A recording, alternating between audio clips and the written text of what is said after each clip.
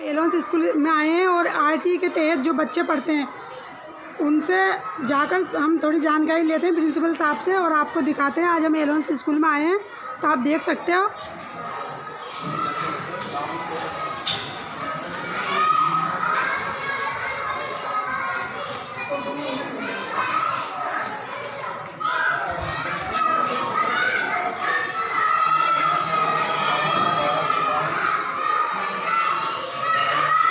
आपसे जो आरटीई के तहत जो बच्चों का एडमिशन होता है उनके बारे में थोड़ी जानकारी लेते हैं। नमस्ते सर। बताइए क्या जानकारी चाहिए आपको? सर हम आपके स्कूल में आए हैं, एलोन सोफिया स्कूल है और यहाँ पर आरटीई के तहत जो बच्चे पढ़ते हैं उसके बारे में आपसे थोड़ी जानकारी लेनी है। आरटीई के तहत जो बच्चे पढ़ते हैं सरकार उनका क्या है पुनर्भुगतान करती है। पुनर्भुगतान का मतलब पहले तो हम टीचर्स को सैलरी दे देते हैं यहाँ से, सरकार उसका पुनर्भुगतान करती है। मतलब ऐसे नहीं करती है कि आपको डायरेक्ट पैसा देती है।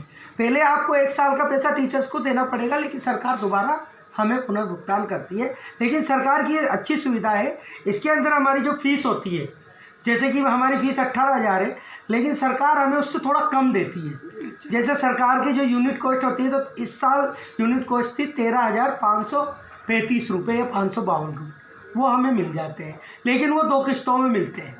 अच्छा, तो वो 2 किस्तों में हमें प्राप्त हो जाते हैं। उसके बदले में हम बच्चों को यहाँ पर शिक्षा देते हैं। हमारे यहाँ की एक सुविधा ये भी है कि सरकार अभी क्या 3 साल से 6 साल 6.5 साल तक के बच्चों का पैसा नहीं दे रही है। अच्छा। लेकिन हमारे यहाँ ये सुविधा है कि हम उन बच्चों से सिर्फ आधी फीस लेते हैं और उन बच्चों को भी पढ़ा देते हैं जो जिसका सरकार भुगतान हमें नहीं कर रही है। अच्छा, तो सर इसमें इसकी एज क्या होती है? मतलब बच्चे इसकी एज पहले तो क्या है स्कूल डिसाइड किया करते थे, लेकिन अब सरकार ने इसकी 3 साल से ही डिसाइड कर दी है।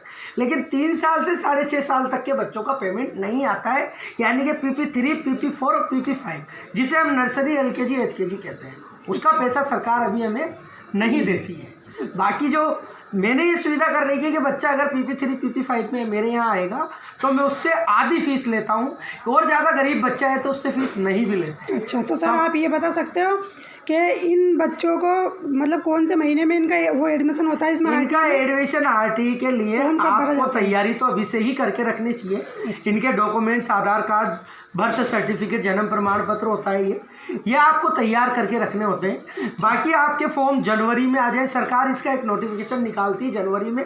फरवरी, मार्च, अप्रैल लास्ट होता है, मतलब अप्रैल तक इसके फॉर्म भरा ही आ जाता है। फरवरी से लेकर अप्रैल के बीच में इसके फॉर्म भरा। अच्छा, मतलब पूरे डॉक्यूमेंट्स के अभी से तैयारी करें। डॉक्यूमेंट्स आपके रेडी होने चाहिए। एक इसका आय प्रमाण पत्र और एक उसका क्या रहता है कि जो होता है जन्म प्रमाण पत्र वगैरह, ये सब रेडी होना चाहिए उसका। और एक क्या होता है उसका, वो होता है ना आपका वो बीपीएल भी काम में आता है। अच्छा, बीपीएल भी काम में आता है। हाँ, अच्छा, मतलब गरीब बच्चों के लिए आरटीए के तहत यहाँ पर एलोन स्कूल जो एलोन सोफिया स्कूल है इसमें आरटीए के तहत बच्चे पढ़ते हैं। उन बच्चों से भी फीस नहीं लेते जो कि मतलब जिसके सरकार हमें पैसे नहीं देती ना, उसके भी हम आधी फीस में उन बच्चों को पढ़ा देते हैं। या कोई ज़्यादा गरीब है तो उससे नहीं भी लेते हैं, या फिर उसको जो दे सकता है उस फीस से हम उनका काम चला देते हैं। अच्छा, तो आज हम यहाँ एलोन सोफिया स्कूल में आए थे और प्रिंसिपल साहब से हमने जो जानकारी ली इन्होंने बहुत अच्छी हमें जानकारी दी है।